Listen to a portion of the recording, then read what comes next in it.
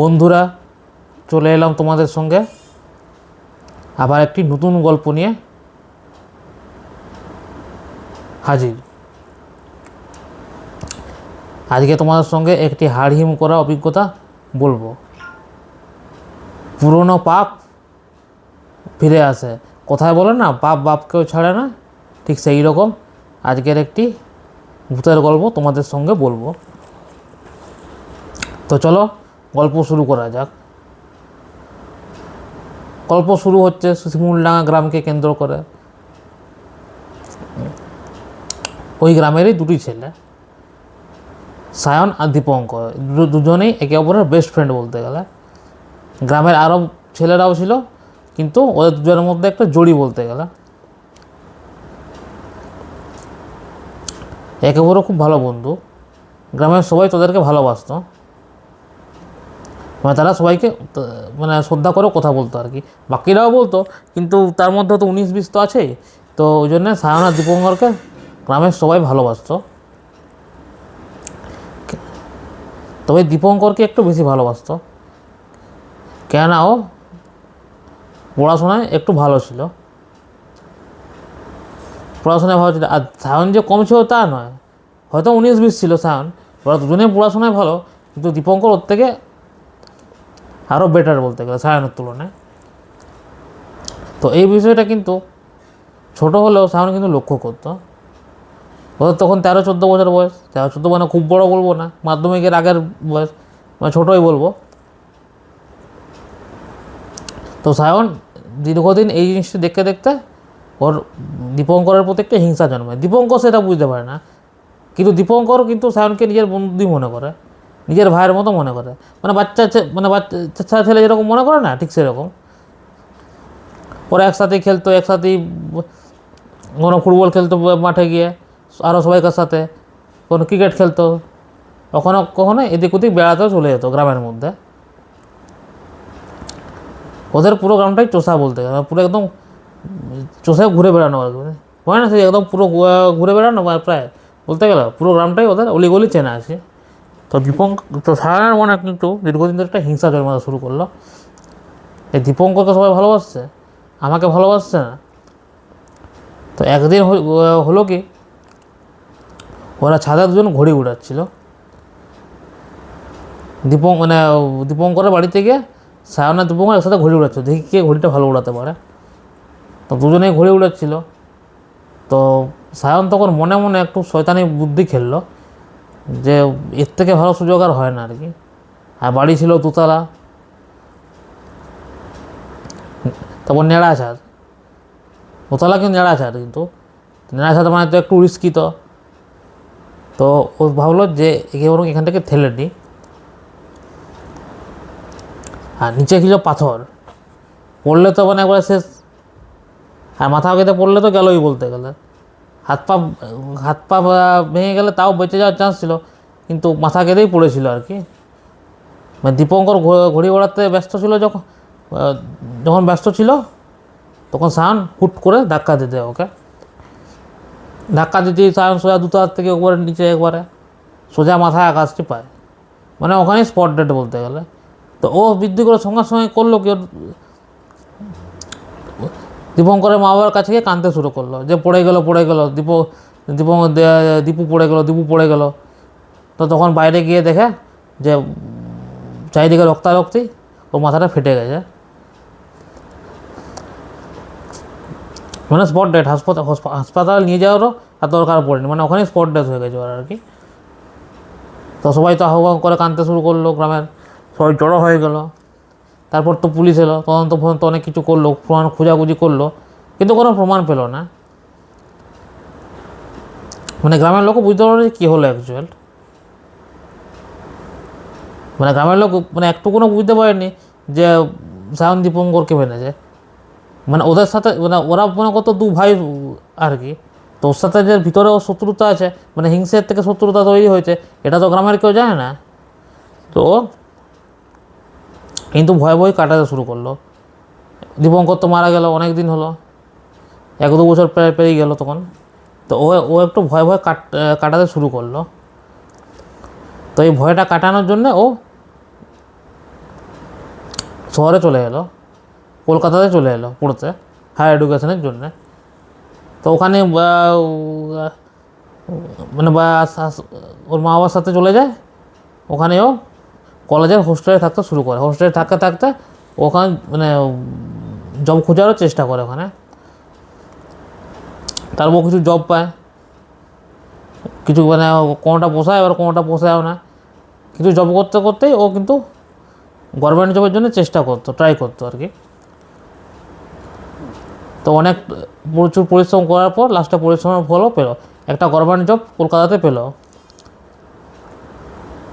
তারপরে সে তারপর সে ভাড়া বাড়ি নিল।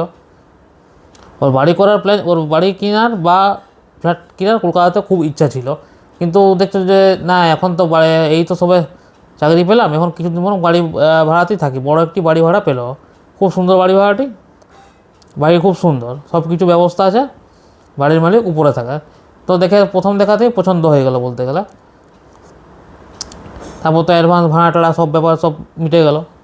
তো তখন বললো যে মা বাবা তোমরা বরং আমার ঘরে চলে এসো, শহরে কলকাতা শহরে চলে এসো। তো তখন মা বাবা বললো যে না বাবা তুই বরং ওখানে থাক, তুই থাক ওখানে, আমাদের যাওয়ার দরকার নেই, আমরা গ্রামে ঠিক আছে, ওখানে শহরে আমাদের পোষাবে না, কি তুই কিন্তু ভালোভাবে থাকবি কিন্তু, আর কোনো অসুবিধা হলে ফোন করবি। তো বললো ঠিক আছে, কোনো অসুবিধা হয় নেই, এখন অসুবিধা হলে তোমাকে ফোন করবো।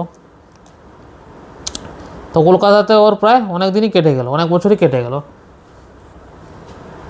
তারপর বিয়ে থা হলো।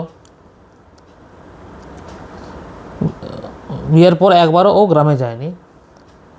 অনেক দিন পর, মোটামুটি বলতে গেলে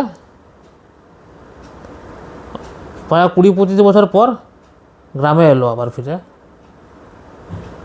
মানে ও গ্রামে ভয় যেতে পারেনি, মানে ওই জিনিসটা ওর মাথা সবসময় ঘুরছে যে ওকে মেরেছিল, সায়ন দীপঙ্করকে মেরেছিল। সেটা তো ও তো জানে, গ্রামের মানুষ নাই বা জানলো, ও তো ভিতর জানে যে ওকে মেরেছিল বলে। তো 20-25 বছর পর, মোটামুটি 25 বছর পর আবার গ্রামে এলো।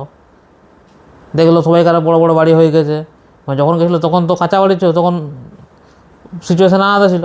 এখন দেখে সবাইকার বড় বড় বড় বড় বাড়ি হয়ে গেছে, দুতলা করে। সে দারুণ, মানে সে এলাহি ব্যবস্থা বলতে গেলে। সে গ্রাম আগের মতো মানে শিমুলডাঙ্গা আগের মতো আর নেই, সে অনেক হাইফাই উন্নত হয়ে গেছে।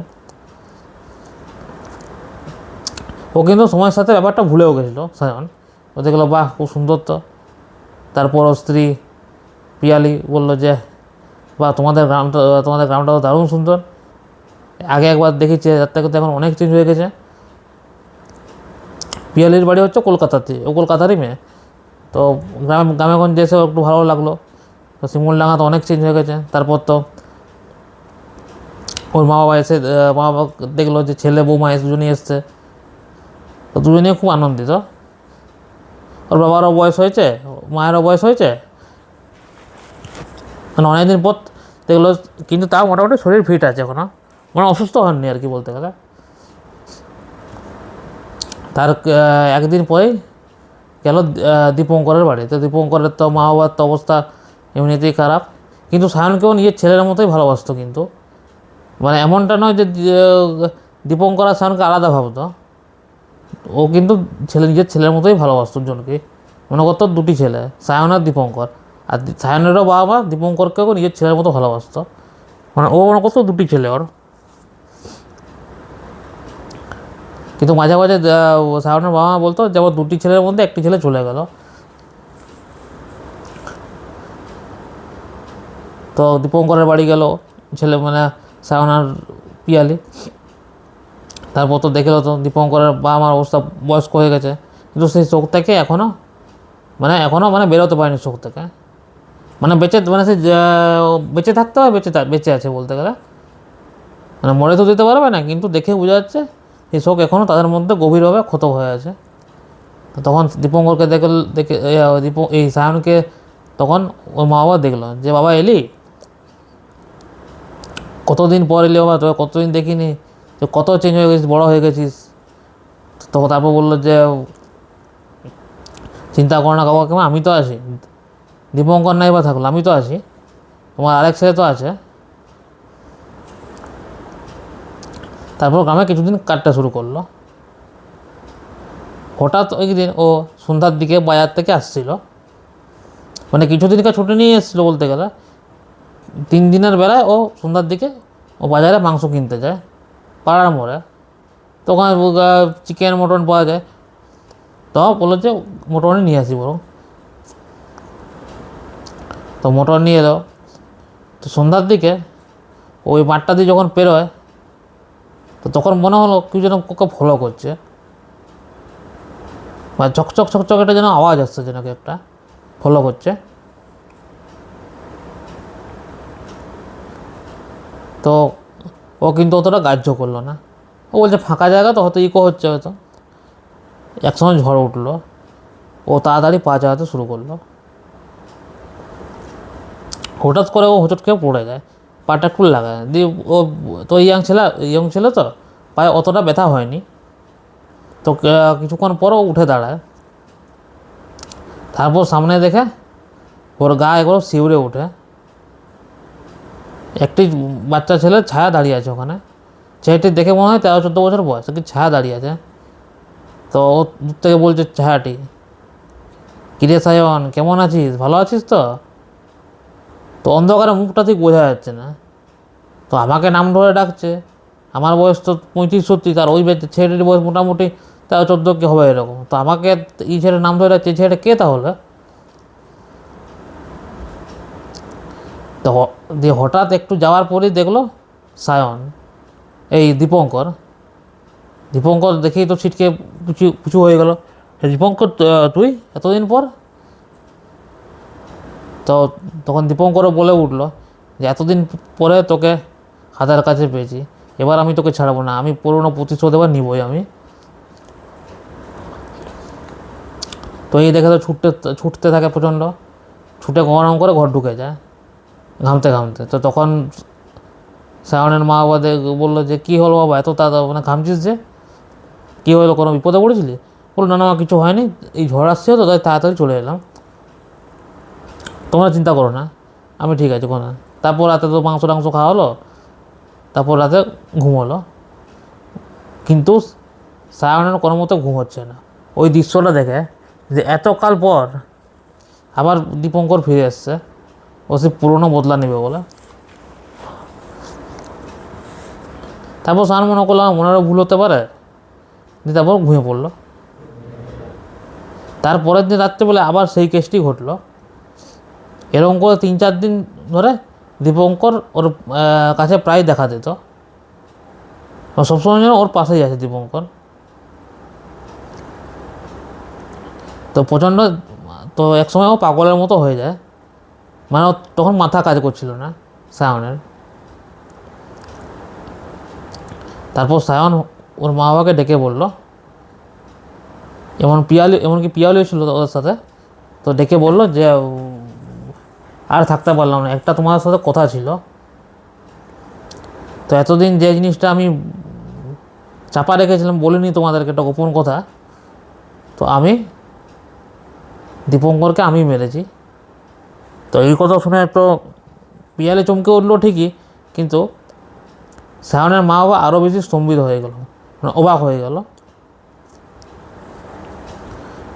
যে বললো যে আমি ওকে মনে মনে হিংসে করতাম, ও আমার থেকে পড়াশোনাতে ভালো ছিল, আর গ্রামের লোক ওকে একটু বেশি ভালোবাসতো আমার থেকে। তো তাই একদিন সেদিন আমি ওকে ছাদ থেকে ঠেলে ফেলে দিয়েছিলাম। তারপর সঙ্গে সঙ্গে ওর মা বাবার কাছে কাঁদতে শুরু করি যে পড়ে গেল দীপঙ্কর। এটা শুনে তো ওর মা বাবা খুব বোকাঝোকা শুরু করে, ও ছি, তুই এতটা নিচে নেমতে পারলি বাবা। ও তোকে নিজের ভাইয়ের মতো মনে করতো, ওর মা বাবাও তোকে নিজের ছেলের মতো মনে করতো, আর দীপঙ্কর আমারও ছেলের মতো। তুই এত ভালো ছেলেকে মেরে দিলি, তো লজ্জা করে না? তো তখন কোনো মতো করে পায়ে ধরে কোনো মতো ক্ষমা চাইতে শুরু করবো যে মা আমাকে বাঁচাও, আমাকে কোনো মতো বাঁচাও, দীপঙ্কর বারবার আমার কাছে আসছে, কোনো মতো বাঁচাও, কোনো মতো বাঁচাও।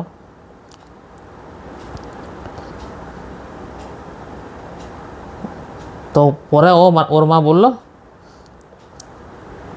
যে দেখছি তারা কী করা যায়। কিন্তু পরে হঠাৎ করে এই কথাতেই দীপঙ্করের মা বাবার কারণে চলে যায়, যে সায়নী ওকে মেরেছে। তো বললো যে, তখন বললো যে ওর বিরুদ্ধে কেস করবো, বাবা বললো কেস করবো। তো তখন ওর মাই বলে উঠলো, কেস করে গিয়ে আমরা দীপঙ্করকে আর ফিরে পাবো? আমাদের একটা ছেলে তো চলেই গেছে, আমাদের আর একটা ছেলেও চলে যাবে তাহলে। মানে দীপঙ্করের মা বাবা এখনও সায়নীকে নিজের ছেলের মতো মনে করে। এই ঘটনাটা ঘটার পর থেকেও বলে না, কেস করার দরকার নেই, ও পাপ করেছে, ও ফল নিজেই ভোগ করবে ও। তারপর সায়নের মা গ্রামের যে পুরোহিত তাকে ডাকলো, তাকে পুরো ঘটনাটি বললো। পুরোহিত তো একটু প্রথমে রেগে বললেন যে তুমি যে বিরাট বড় পাপ করেছো বাবা, এ শাস্তি কিন্তু ভগবান তোমাকে একদিন দিবেই কিন্তু। তো ঠিক আছে, ও বারবার তোমার কাছে আসছে, তো তুমি এক কাজ করো, আমি তোমাকে একটি মালা দিচ্ছি, এই মালাটি, ওই লকেটটি তোমার কাছে সবসময় যেন গলায় থাকে। তো গলায় যতক্ষণ তোমার লকেটটি থাকবে ততক্ষণ ও তোমার কিছু ক্ষতি করতে পারবে না। ও তোমার ধারে কাছে আসতে পারবে, কিন্তু তোমার কোনো কিছু ক্ষতি করতে পারবে না তোমার। তো বললো ঠিক আছে, ধন্যবাদ ঠাকুরমশাই। তারপর থেকে ও লকেটটি সঙ্গে সঙ্গে নিয়েই থাকলো, আর ওর থেকেও বেরো না। ও আর কিছুদিনের মধ্যেই ও শহরে ফিরে যাওয়ার প্ল্যান করছে, ও আর ওর স্ত্রী।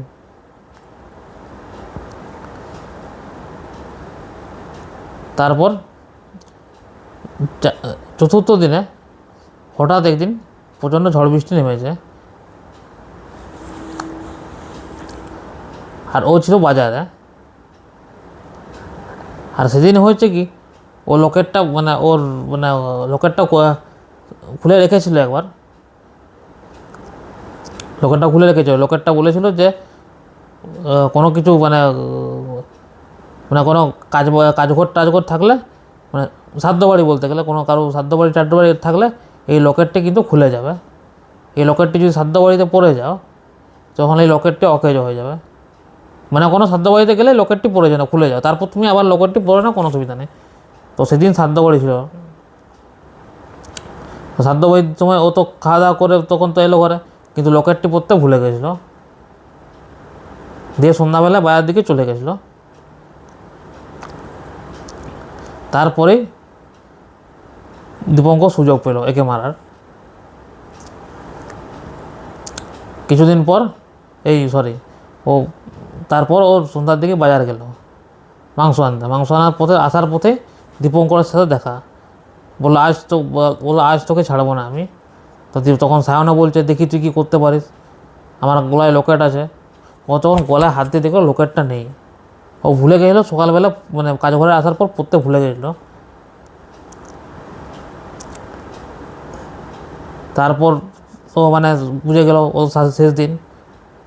হঠাৎ দীপঙ্কর ওর কাছে এসে বিশাল রূপ নিয়ে পিশাচের মতো ওর গলায় দাঁত বসিয়ে দেয় সায়নের। তারপর সায়ন তো ছটফট করতে করতে ওখানেই মারা গেল।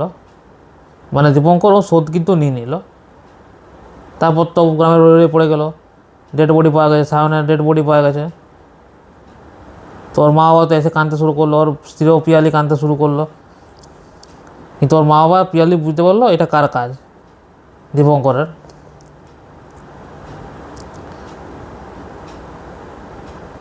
পাপ বলতে গেলে পাপ করলে এক সময় ঠিক তুমি সাজাও পেয়ে যাবে বলতে গেলে, কোনো কারণবশত। তারপর পিয়ালি শহরে যায়, বাকি ঘটনা সব বললো।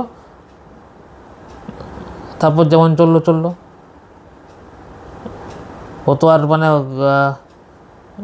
মরে যেতে পারবে না, কিন্তু স্বামীর দুঃখে এখনও সে আছে। কিন্তু মনে মনে করলো সে তার পাপের শাস্তি কিন্তু পেয়েছে, তাই এত ভালো বন্ধুকে একটি মেরে দিয়েছিল। ও মনে মনে দুঃখও পায়, কিন্তু মনে মনে ওর মাঝে মাঝে ক্ষোভও একটা রেগে ওঠে, ওর তো একদম ঠিক হয়েছে। যে ওকে নিজের ভাইয়ের মতো মনে করতো, ও কিন্তু কোনোদিন ওকে হিংসা করতো না, কিন্তু ও হিংসের জন্য ওকে মেরে দিল। তো ও পাপের ঠিকই সাজা পেয়েছে বলতে গেলে। তো বন্ধুরা, আজকের গল্পটি কেমন লাগলো কমেন্ট করে অবশ্যই জানাবে।